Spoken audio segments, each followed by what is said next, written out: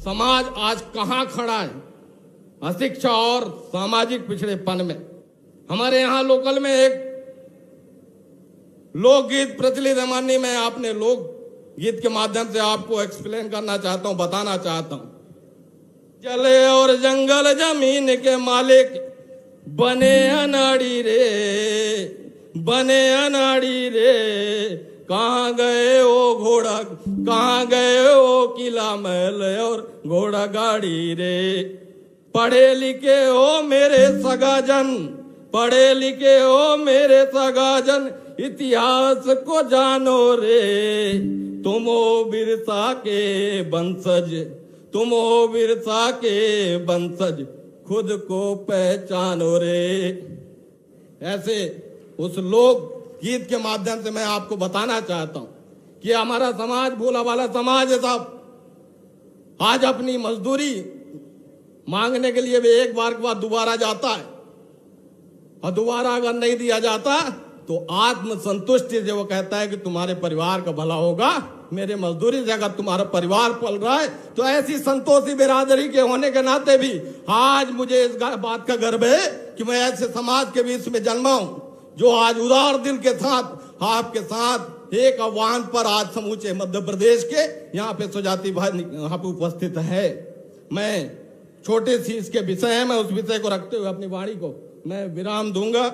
मध्य प्रदेश के 13 जिले लगभग यहाँ पे कोल आदिवासी बहुतायत में निवासरत है। आज उनके स्वयं की भूखंड न होने के कारण अनेकों घटनाएं आपको टेलीविजन व अन्य मामलों से आपको सुनने में आया होगा। माननीय निवेदन इस बात का है कि कई आदिवासी ऐसे हैं जो स्वयं की भूमि में पट्टे में न होकर शासकीय भूमि में बसे हैं, वह पीढ़ी दर पीढ़ी आज कई दूसरे की भूमि में बसे हैं। आज उनके अगर पट्टे की भूमि नहीं है तो उनका परिचय को आइडेंटिफाई नहीं कर पा रहे, हम उनके परिचय को सुनिश्चित नहीं कर पा रहे। जाति प्रमाण पत्र नहीं बन पा रहा है, आय प्रमाण पत्र नहीं बन पा रहा है, निवास प्रमाण पत्र नहीं बन पा रहा है। अनेकों ऐसे दस्तावेज जो शासन की पॉलिसी है, केंद्र व राज्य की योजनाओं का लाभ है, ऐसी उन योजनाओं का लाभ नहीं दे पाते हैं। इसलिए मेरा निवेदन है कि उनको भूमि स्वामी बनाकर अगर हम यहाँ पे सौगात देंगे तो समाज के साथ एक जो हमारी योजना है उसका सही मायने पे जमीनी स्तर पर इसका क्रियान्वयन हो सकेगा। माननीय मुख्यमंत्री जी कुछ मत करिए, सिर्फ इस आदिवासी को जो विधायक जी ने कहा जहाँ पे निवास करता है, जहाँ पे घर बनाया है, उसका आप पट्टा दे दीजिए। सबसे महत्वपूर्ण काम है। अगर आप पट्टा चाहते हो तालियों के गड़गड़ाहट से माननीय मुख्यमंत्री जी का स्वागत करें। इसके बाद जहां पर कोल जनजाति के लोग पुश्तों से काबिज हैं, जिसका पट्टा नहीं बन पाया है या पैसा न होने के कारण या अज्ञानता के कारण, उसको भी आप उसको पट्टा प्रदान करें। बहुत से ऐसे लोग हैं जो आदिवासी के जमीन है लेकिन कोई दूसरे लोग कब्जा किए हैं, उसको भी आप बेदखली का आदेश देने का कष्ट करें।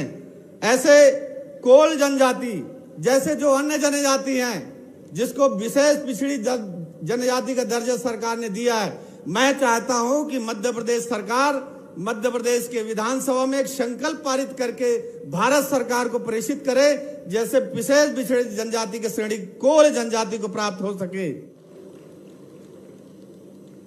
कितनी अच्छी बात कही विधायक शरद कोल जी ने।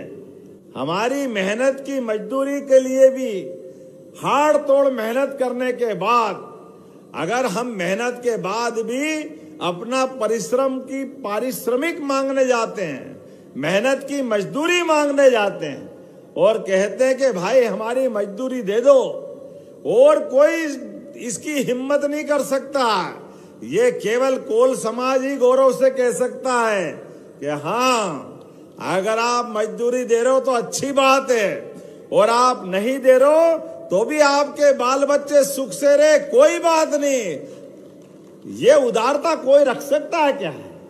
ये केवल हमारा कोल समाज रख सकता है। मैं आपका अभिनंदन करता हूं, आपका स्वागत करता हूं। आपने कुछ और मांगा है। आपने कहा 13 जिलों में पट्टे मांगे, जहां सतना, मेहर, रीवा, मऊगंज, कटनी, जबलपुर, डिंडोरी, अनूपपुर, उमरिया, सीधी, सिंगरौली, पन्ना में कोल आदिवासी निवास रहते, और कुछ सरकारी जमीन पे भी हो सकते हैं, लेकिन दूसरी तीसरी पीढ़ी से रह रहे हैं। ऐसे में उनको पट्टे देने की मांग की गई।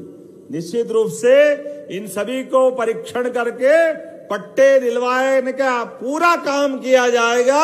मेरी अपनी ओर से ये सरकार के सभी अधिकारी सुने, पूरे प्रदेश के अंदर जब यशस्वी प्रधानमंत्री भवन दे रहे हैं, मकान दे रहे हैं, ऐसे में हमारे भाई बहन को अगर पट्टे देते हैं तो पूरी मदद की जाएगी। जोरदार अभिनंदन करें आपके लिए भी।